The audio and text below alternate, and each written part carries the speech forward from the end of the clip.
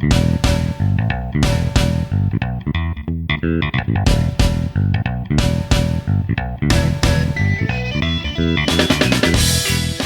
and welcome back to Expected Value, the podcast that goes inside the sports analytics world.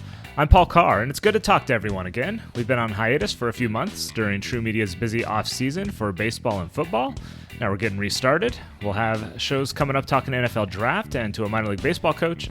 And we'll begin here by talking to John Tobias, professor of sports statistics at UNC-Charlotte and statistician for a variety of sports on TV, from football to basketball to the Olympics. In our conversation, which we had while John was prepping for the NCAA tournament in Bloomington, we'll talk about his unconventional path to working in both TV and the academic world, what a statistician does during a broadcast, how to choose what stats are given to talent, the challenges to live TV, how advanced stats factor into all that, and communicating stats concisely in broadcasts. We'll touch on components that go into teaching sports statistics, advice for students and anyone interested in a sports analytics career, the diversity or lack thereof in the sports analytics world, which was a topic of a recent Boston Globe article that featured John, suggestions for making the field more diverse, and his favorite event he's covered working in television. Then True Media CEO Rafe Anderson will join me to react and wrap things up. Without further ado, here's the Expected Value conversation with John Tobias.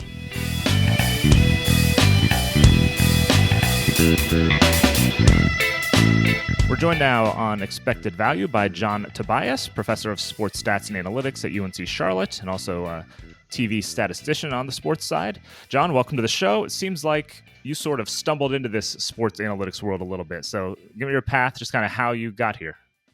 I'll give you the Cliff Note version, Paul. First off, thank you so much for having me. I definitely do appreciate that. Just like I've mentioned before, it's about as unconventional as possible, because if you think about it, most people when they go to college, they find out exactly what they want to do. And then once when they figure that out, they hone their craft. And then once when they hone their craft, they make themselves thorough enough to where once when they get out in the career world, they can make sure they can be as successful as possible. Well, I did anything but that. So in other words, I was a criminal justice major when I was an undergrad, never did anything with it. I was much more enamored with my fraternity back then as much as I was in terms of like school. And sometimes I forgot, wait a minute, why am I in college? But the interesting part is that, of course, when I graduated, I got really smacked in the face in terms of, okay, this is the real world. And I was as unprepared as I could possibly get. So having worked in finance for, several years, and I know that it sounds nice working for like Fortune 500 companies, I just wasn't happy. And that's when I had my quote unquote epiphany, to where the definition of success isn't how much money that you make. It is truly doing something that you love and have a passion for. So I wrote down in terms of the things that I happen to be, passionate about, or the things that I happen to be good at. And the one thing that kept on circling around was sports. And I said to myself, okay, no, this is something that I really want to do. But of course, whenever you make a big career change or a big move, the first thing that comes to your mind is doubt. Wait a minute, I don't know anyone in the sports industry. I don't know who to call. But I was really determined. So I ended up going to grad school and getting my master's in sports management, because I had to get some type of like credibility, because I knew that I would not get an opportunity to get hired with like a finance background. Right. So I ended up going to grad school, but the key was me getting an internship with the Hornets. And actually it was back when they had the WNBA team as well, like the Charlotte Sting.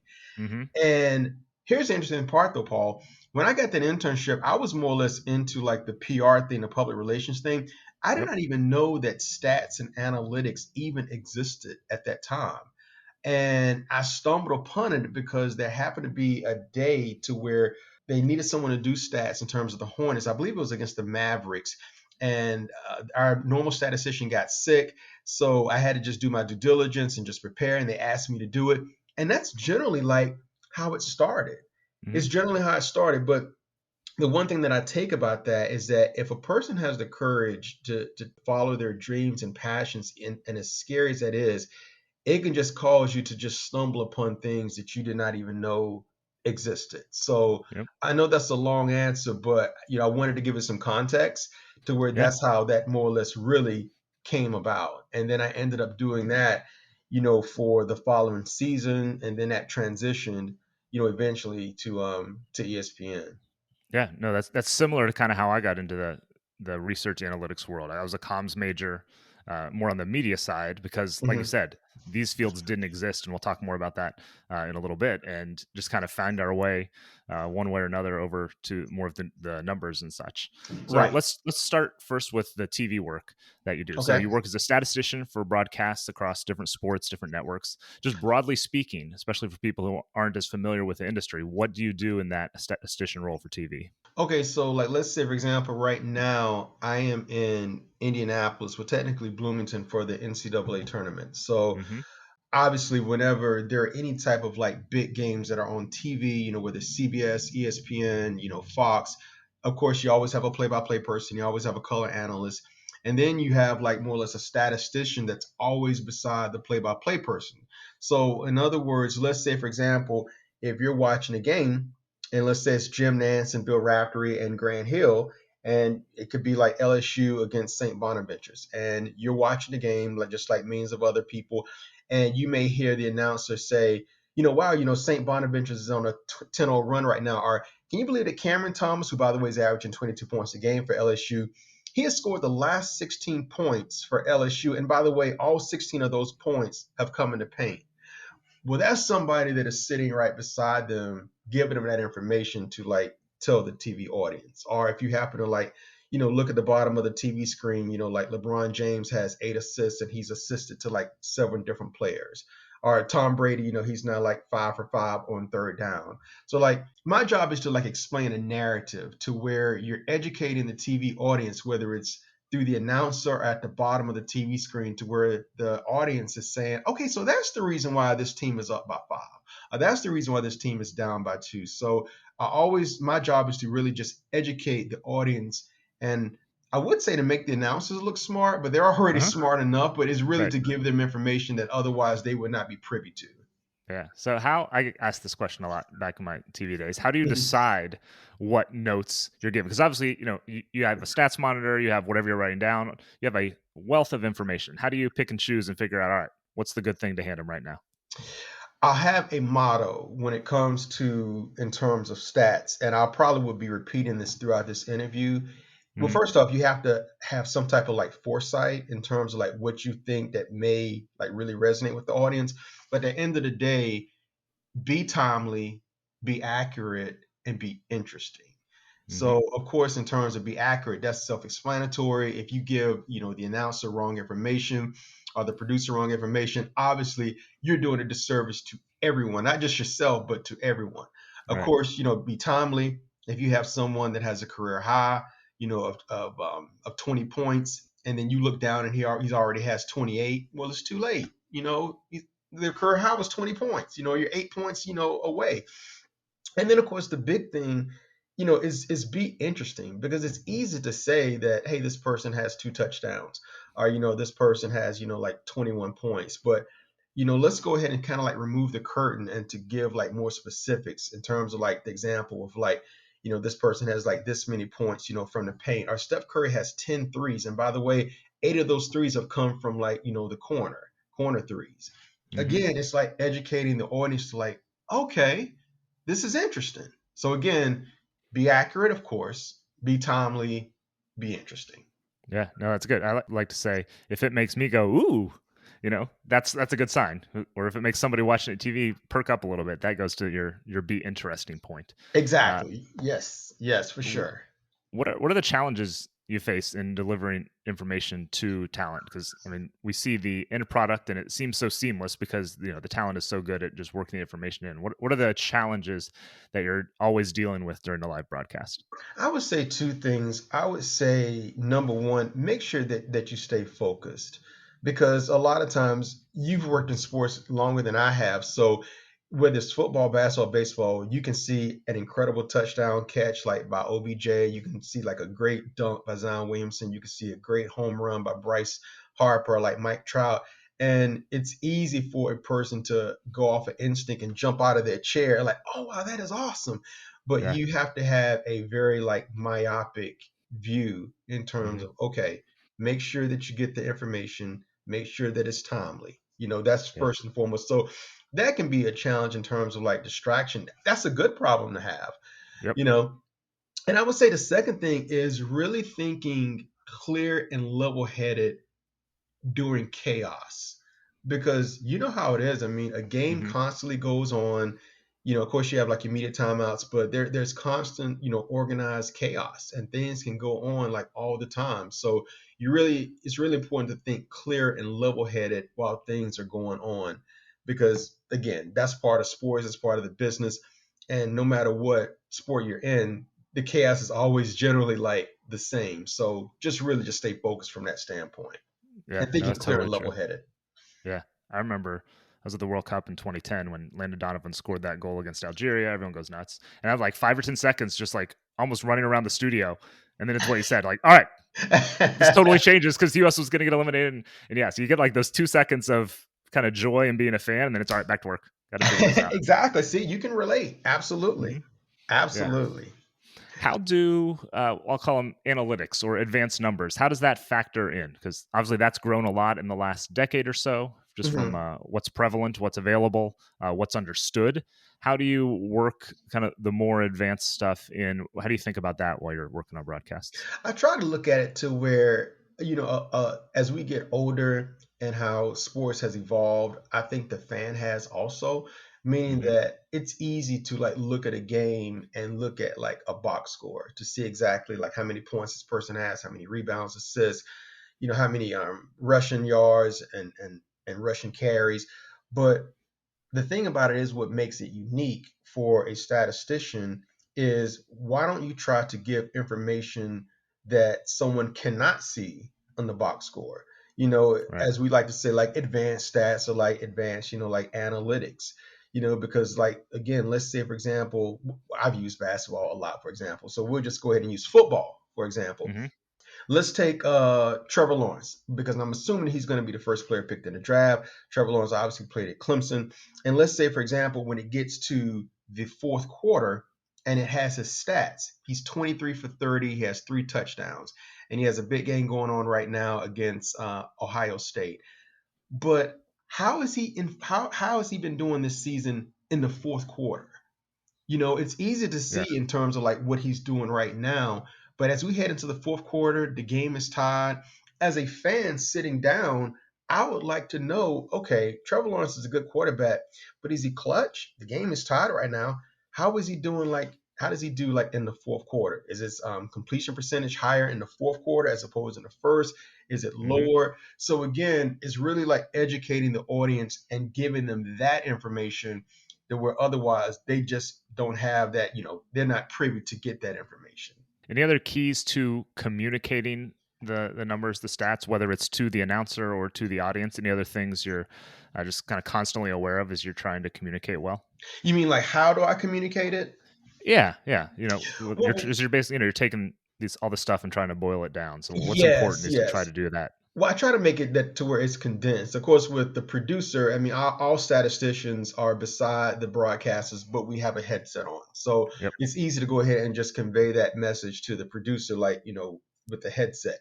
Obviously, when it comes to giving that information to the talent, you can't talk to them because they're actually doing the game. So if you just go ahead, just write that down and just show it to them, it's really as simple as that. It Hmm. really is as simple as Yeah. that. Yeah. So let's shift gears over to your other job, teaching sports stats analytics at UNC-Charlotte. Okay. And let's kind of start. What goes into teaching sports stats in a classroom? I think we're all generally familiar with teaching math or statistics in the traditional sense. There's a sports/media component that I think makes a lot of sense, and now you're kind of combining those two a little bit. How do you go about putting that classroom together and the work there? Well, it's interesting because before I got the job, even like as an adjunct, and I believe we're going to talk about that later on, Hmm. I had already built like a curriculum and like a syllabus like in my head, because I always ask myself, what would I find interesting? Yeah. I'm a big sports fan just like you. So what would I find interesting?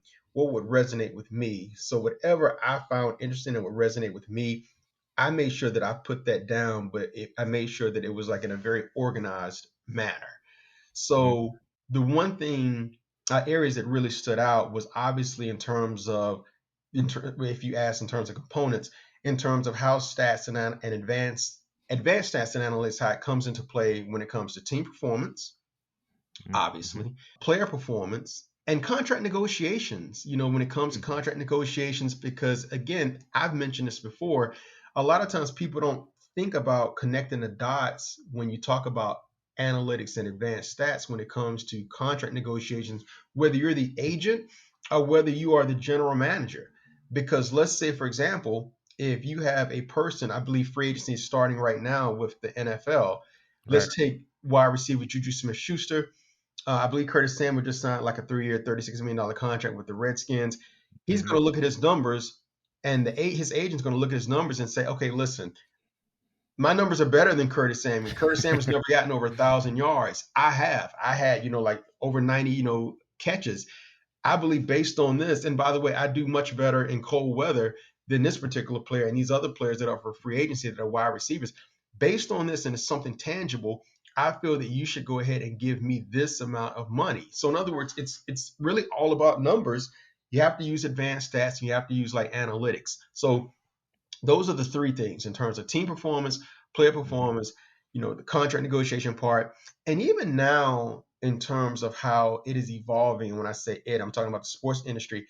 When it comes to like daily fantasy sports and in terms of like sports betting, because to me, I look at it similar to where it's the stock market. Not everyone is like a stockbroker, but I think that it's good to be Mm-hmm. educated, Yeah. especially now when you have like certain states that are passing laws in terms of to where you can now, like bet on sports. Now, I'm not trying to get students to bet on sports, but since, a lot of these states are getting passed, I think it's very important to like educate them to where, listen, if you happen to have these two games, don't really necessarily bet on emotion. Bet on what the numbers say. Right. What do the advanced stats say? What do the analytics say? So with that being said, team performance, player performance, contract negotiations, sports betting part, and then also the fifth one is the business side, of analytics as well. Jerry Jones bought the Dallas Cowboys in 1989 for 180 some $million. Now it's valued at 6.5 billion dollars, more than any other franchise in the world. Well, how did he get to that? Like what were some of the savvy business moves that he made, and some of the ones that he did not make that to propel him to get to 6.5 billion. Yeah. No, I like that. I like the use case of an agent and player using the numbers, because that's what we always tell people too, or average sports fan would ask, who cares about these advanced analytics? Well, teams and players are using these, and if they're using these, like it's our job kind of in the media world and the academic world to kind of reflect that and Right. and let people know this is what's going into these things. So this is what you need to know. It's just like any other industry in that sense. If they're using it at the top levels, like it should trickle down to everybody else. So Absolutely. 100%, Paul. I agree with you. let me ask how you got into teaching sports statistics. As we referenced, like the field didn't exist when we were in school, really, Right. and now here you are teaching it at a university. So how did you get into that from an academic standpoint? Well, not quite as unconventional, Paul, as how I got into, sports analytics. Not that unconventional, but slightly different, but it was pretty straightforward. So about 3 years ago, I read a great article that Syracuse University had just announced that they were the first university in the United States to where you could actually get an undergrad degree in sports analytics. Yep. Yeah. So I thought that that was really, really cool. And then I said to myself, well, listen, I'm in Charlotte. And if this is something that I do on a regular basis for my career, I would love to have the opportunity to teach students in terms of the impact now about sports analytics, advanced stats, and how it has evolved in the past 10 or 15 years. And again, use those components in terms of the impact with the player standpoint, with player performance, team performance, in terms of sports business part, contract negotiation, all of that. Yeah. So I became very excited, and that's when I started to write things down in terms of how I would want my class to be. And I ended up reaching out to several people at UNC-Charlotte. Thankfully, they were very receptive. And this wasn't that long ago. Hmm. This was exactly 2 years ago. This is March of Okay. 2021. I met with them around February or March of 2019.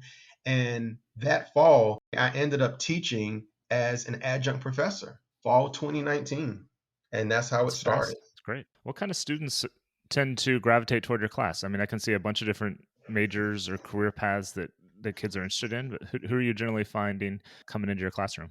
Obviously, the people that love sports, but also the people that love data. So, in other words, when you have like the intersection of sports and data, and how that came about in the fall of 2019, they were mostly computer science majors and they were all males. It was only 15. And but since then, that has changed. I mean, the class is like class size is tripled, it's quadrupled in certain times of the semester as well. And now it's more or less it's more balanced, and it's not just computer science majors. Some of them are like business majors as well. That had to take some type of statistics course, but it's really like a good healthy mix for sure. Nice. And I would imagine that helps the classroom. Like you don't want everyone single minded. It's probably, I would assume it's good to have these different angles, different mindsets that are all coming together, trying to figure out the same sorts of things. Yes, exactly, for sure, 100%, 100%. And it's changed more now because now since I'm working there full time, so you know, so I guess technically, Paul, I have two full time jobs. Yeah. It keeps me busy. But hey, if you enjoy what you do, I mean, it's Right. it's it's not like that you're running yourself into the ground too bad, or you necessarily don't feel like that. Yep. But now, by me teaching a sports business analytics class, again, you just start to uncover just so many ways that the impact that Right. advanced stats and analytics that they have in the sports industry. What's the general advice? I assume you're going to get asked a lot of questions. Hey, I want to get into the sports analytics world or something like that. What's your kind of general advice that you dole out to students or people who are interested in the field? I think it's two part, meaning that I encourage anyone to, if there's a sports analytics class, to go ahead and take the class so they can Hmm. make sure that they have more of a thorough understanding in terms of if this is something that they want to do.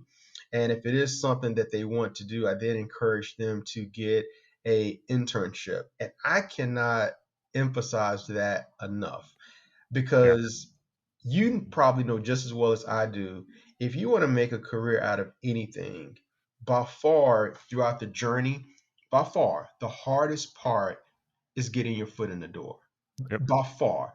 Now, once when you're able to get like your foot in the door, then of course anything can happen. But just having an internship is that number one, you're being told by your boss in terms of the things that that you need to be successful, and you're able to meet so many different people as Yep. well. So number one, go ahead and like make sure that you take a sports analytics class, and two, if you realize that this is something that you want to do, go ahead and take an internship because it is unbelievably valuable and Yeah. I for agree. so many reasons. It's hard to replace the real world experience I mean, I can even think like I interned at a TV station when I was in college and realized like local sports was not what I wanted to do. But Hmm. that was very valuable to me because then I was like, all right, we're going to find this different route and figure out what the different thing is. So sometimes it's that, Absolutely. sometimes it's doors opening, doors closing. Yeah, Yep. you can't top experience. It seems kind of obvious, but I think it's something that needs emphasized. Like it wasn't emphasized to me as much, and this was a while ago, so it was a different world.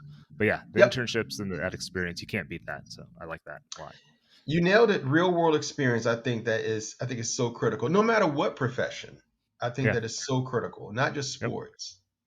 Yeah. So I want to talk about there's a Boston Globe article, which is what caught my attention and brought your name to my mind a few weeks ago. It was talking about more or less the lack or the slight growth in diversity in the sports industry and sports analytics industry.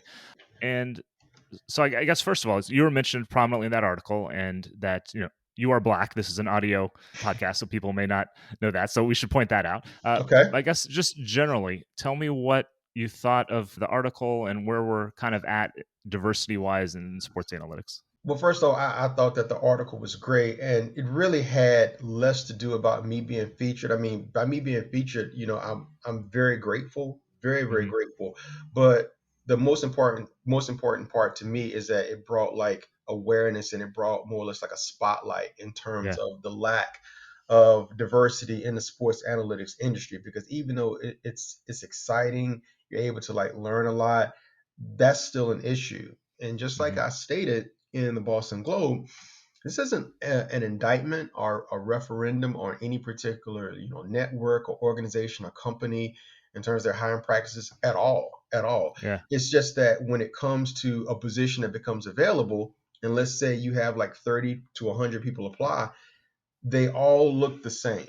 So, and I think that the biggest key is really, it's all about awareness, Paul. Yeah. Awareness, because you don't know what you don't know. And I think that there are a lot of students that are underrepresented that love sports and have an affinity towards sports and may even love numbers, but have no idea that these type of positions even exist. They Mhm. may want to get into sports, but they feel that the only way that they can get into sports is either being like an athlete or a coach. And that is 100% incorrect. 100% Right. incorrect. So I think that that article definitely, kind of sheds a lot of light in terms of like, what is happening, in terms of what's going on. And of course, I feel obligated to do something, to help fix that in terms of do my part. Because again, I've been doing stats for a long time. I've only seen one other person, that looks like me. His name is Chris Taylor, by the way, really good guy who lives in Seattle, who's doing stats. I've only seen one Mhm. other female, and I haven't seen like any, Latinos, or Hispanics. And Yeah. again, it doesn't mean that they don't love sports. I just don't think that they even know that this particular type of like genre of sports analytics and being like a data analyst or a statistician or business sports analyst even exist. You mentioned in the Globe article that the class wasn't very diverse, the class that you're teaching initially. Now, I'm judging from a couple of your Instagram pictures, but it looks like that's changing. Just, there's more representation in some of those pictures. How do you go about making that happen, or how has that come about? It's hard to say. I think it's a combination of both. I think Hmm. one, a lot of times things come together like organically, and a lot of times from a visual standpoint, and the word gets out. And then sometimes people may see something different. Here's what I mean.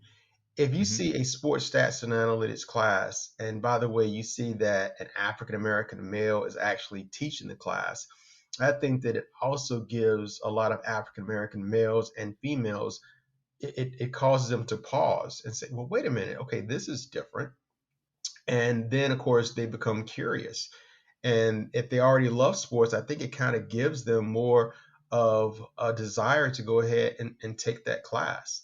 Because a lot of times, no matter what race you are, no matter what gender you are, if you aspire to be in a certain role, and let's say it's a high role, and you see someone in that particular high role that looks like you, it inspires you. It gives you hope. That's the main thing. It really like gives you hope to where, okay, like I think I want to try to go ahead and do this, because before you don't see anything or anyone that looks like you. And I think that I kind of like pose that as a good thing for sure.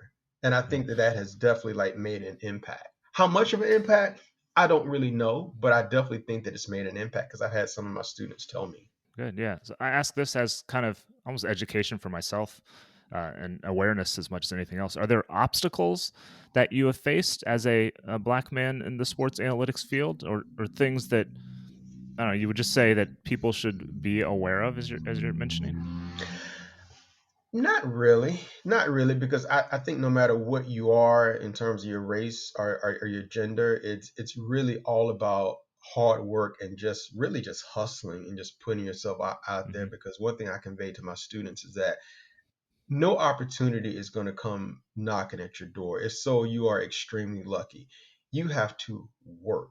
You have to work, Yeah. and you have to make sure that you put yourself in a great position, to get it. So I don't think that I'm any different, than anyone else. It's just something that's just in me to just really exemplify a really good work ethic, because I Mhm. definitely think that hard work does indeed work. What else do you encourage everyone to do to make this field more diverse? And any tips, or just hey, think about this or be aware of this, something like that that you would have as general wisdom? Well, when it comes to underrepresented groups, I think where I can help them is by just making them aware, because we've used that word a lot in terms of this particular Hmm. podcast, in terms of aware and awareness. And to me, Paul, it really starts with high school, because a lot of times when you're in college or you're out of school, it's kind of hard to like change careers. I mean, many people have done it, but it's much easier to go ahead and recalibrate when you're like in high school. And when it comes to underrepresented groups, it's really all about awareness. That's why I've, just, created a nonprofit called Strength in Numbers, to where Mm-hmm. we are teaching underrepresented groups, throughout the country that are rising high school seniors about sports and analytics, to let them know that, hey, this actually does exist, and it kind of piggybacks on what we talked about. There were a lot of people, underrepresented groups in high school and even in college, they don't even know that this even exists. They don't know. Right. They don't know that it exists. So it all starts with awareness, because once when you have awareness then leads to opportunity Yep. and access. It's all Yeah. about access. Yeah. Awareness and access always leads to opportunity, because if you aren't aware and if you don't have access, you don't know. Yep. Okay. We like to close things out with our what we call our playing favorites segment, where we go through a number of your favorites, have a little fun with this. Okay. So, Is this kind of like a get rapid fire type thing? little bit rapid fire. Yeah. So, Okay. give me your favorite number and why. I'm gonna say 13. I'm gonna Mm-hmm. say 13 because my name is John Tobias the second, and Okay. obviously my dad, John Tobias the first. I have my son Trey, he's 19, so he's the third. So 1-3, 13. 1-3. I like it. It's a good one. Yes. Who's your favorite player when you were a kid? Any sport? Okay, I'm dating myself, but when I was a youngster, like back in the day, I was definitely a Dr. J fan. And Yeah. then as I started to become like a teenager, it was more or less Michael Jordan. And plus, it helps that he's from North Carolina. Yeah. You got some natural connections there for There you sure. go. Do you have a favorite game or event that you have worked? Oh, wow. Um, I would actually say the Olympics. I've been very Yeah. fortunate to work the past two Summer Olympics, 2012 Olympics in London and the 2016 Olympics in Rio. So just working, some of those events, that was a tremendous blessing for sure. So I would just say the Olympics, because that's Yeah. something that only comes once every 4 years. Yeah, that's tough to beat. Having done some World Cups, which have a similar kind of global nature, like those are kind of a different animal. Uh, Yes, absolutely. and finally, do you have a favorite "How did I get here" moment? By which I mean you were able to kind of like take a step or a moment doing whatever you're doing and kind of soak in, just the coolness, how fortunate you are to be in this spot. Well, that is a great question, and this isn't. This won't be a rapid fire answer, but I'll try to That's all be right. make it as rapid fire as possible to kind of just give it a little bit more context. Mm-hmm. Is that every game that I do, I am truly, truly grateful. I really, really am, because a lot of times, whether you have a passion for cooking, sports, building, helping others, if you have the opportunity to do something that you truly love, then a lot of times that will give you gratitude. And it says, okay, like, how did I get here? But hey, I'm here. I'm very, very grateful. So I try to have that mindset every particular game that I work. Yeah. But I would say one of the times where it's really stood out this is going to be an interesting answer. Probably the games that I've actually done in Hawaii, Mm-hmm. because whenever I do football, I travel mostly and do Mountain West football games, and I do Okay. SEC football games, but mostly Mountain West. And some people will say, well, wait a minute, Mountain West, that's not, Clemson, that's not Alabama, that's not Michigan, Right. Ohio State. That is true. But one thing about it, Paul, is that Mountain West, they have some really, really cool cities where universities are placed at. So whether it's Mm-hmm. San Diego State, you and I know San Diego is a great city. Yep. Boise is a very underrated town. San Jose, of course, the Bay Area. But Hawaii, by the way, is in the Mountain West. But to get a chance to go to these cities that otherwise Yeah. you would not have an opportunity to go to, it's like, this is really, really, really cool. Like, how did I get here? So Yeah. again, it's really all about gratitude, because it can be taken at any moment. So Yeah. just the fact of just having an opportunity to like be in those cities, it's a great blessing. Yep. Yeah. And as we've seen in the last year, even just the ability to get around those cities once you're there is changing a lot. So yeah, Just we Absolutely. should be I more agree. grateful for all these opportunities that we get to see different places. So, Yes. all right, that'll wrap things up here for Expected Value. John Tobias, professor of sports stats and analytics at UNC-Charlotte, TV sports statistician. Thanks for joining us here on the show. Paul, thanks for having me. I definitely do appreciate it.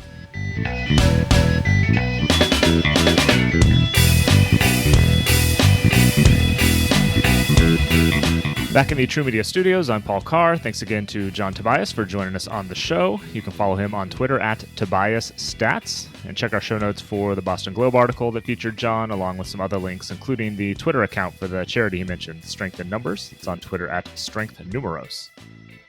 I'm joined now by True Media CEO Rafe Anderson, who spotted the Globe article and suggested getting John on the podcast. Rafe, welcome to the show. First time. What did you take away from the conversation with John?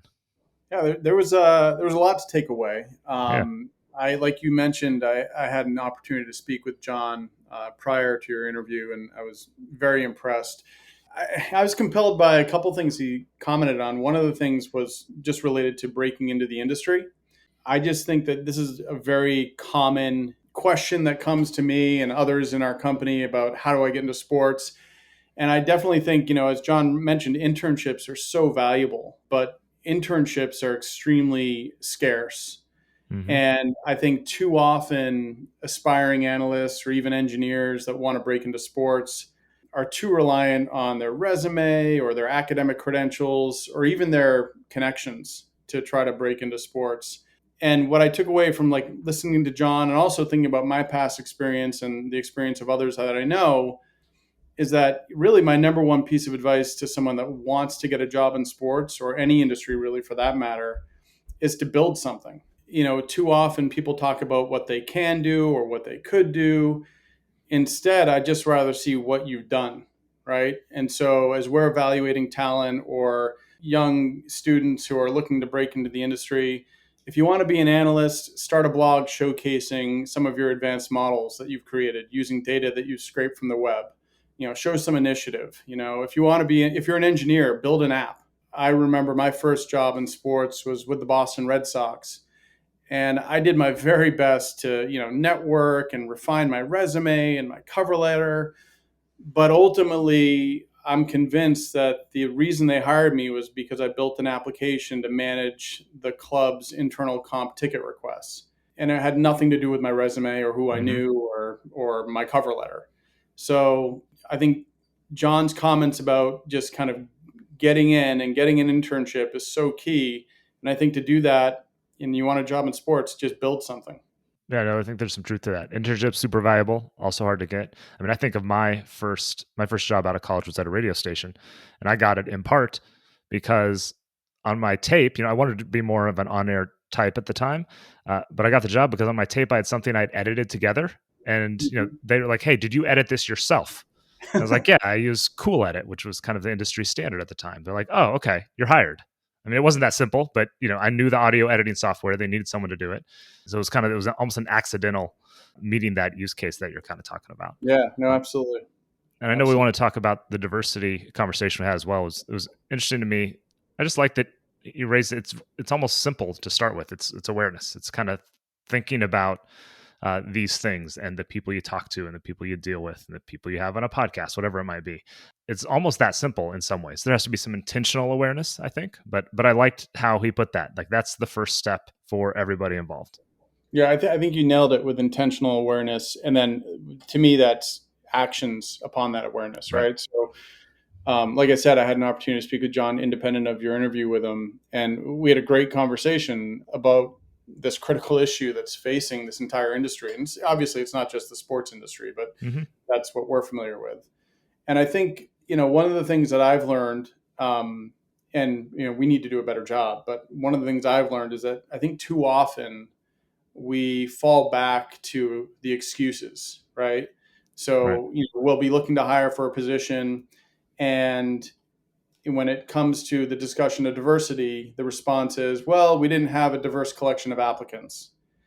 And I think that's just not an acceptable excuse. And I think that's one thing we're really looking at ourselves closely to determine like how to get beyond that excuse, because we really need to, and I'm speaking for ourselves, not for others, because it's up to others to determine what they want to do and how they want to do it. But we need to get to the point where we seek out diversity in the same way we seek out a specific skill set, right? Like recruiting new talent to grow an organization, a successful organization. Diversity can't be viewed as like a checkbox. We have to view it as a incredibly valuable asset that helps to enhance a team and help, grow a company. And like I said, I'll be very candid. I have personally fallen short on this front. And it's something that I know that I can improve on. We as an organization can improve on. And John's right. Awareness is key, but now we have to take that awareness and actually execute on it. So, but yeah, Yep. really interesting. No, yeah, that's right. It's a lot of, it's just, you can look at whatever sports leagues and, they weren't recruiting back in the 60s. The NFL wasn't trying to get HBCU players to check boxes. I mean, maybe somewhere, I don't know, but ultimately it made them better in a lot of different ways. Yeah. And you can look at that, any industry trying to get more diverse, things along those lines. Absolutely. All right, Rafe, thank you. Thanks again to John Tobias for joining us on the show. We have episodes coming up with Alex Vigderman of Sports Info Solutions talking NFL Draft, Robbie Robinson, Mets minor league coach, so stay tuned for those. Please subscribe, rate, and review the show wherever you get your podcasts, and share the show on social media or any other way you can.